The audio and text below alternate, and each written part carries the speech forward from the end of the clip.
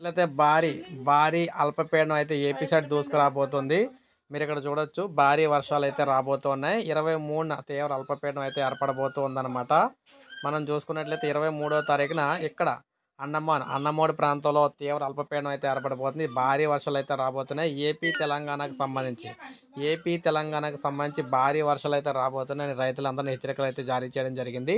ఎందుకంటే పంటలు కోసుకునే సమయం నేపథ్యంలో ఇక్కడ భారీ తుఫాన్ అయితే ఇక్కడ మీరు చూడొచ్చు ఇక్కడైతే ఏర్పడబోతుంది. ఇది అల్పపీడనం వాయుగుండంగా మారి మనకు చూసుకున్నట్లయితే ఏపీ, తెలంగాణకు భారీ వర్షాలైతే తీసుకురాబోతుందన్నమాట.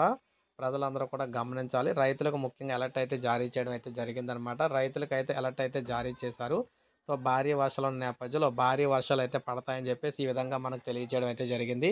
ప్రత్యేకంగా 23వ తారీఖు నుంచి ఈ తీవ్ర ఇక్కడ వాయుగుండం ఏదైతే ఉందో భారీ వర్షాలకైతే కల్పించబోతుంది. ప్రజలందరూ అలర్ట్‌గా అయితే ఉండండి. ఏపీ, తెలంగాణకు పొంచి ఉన్న ముప్పు అనమాట. సో, ఒక లైక్ చేయండి. సబ్స్క్రైబ్ చేసుకోకపోతే మన ఛానల్ సబ్స్క్రైబ్ చేసుకొని ఫాలో అవుతాను.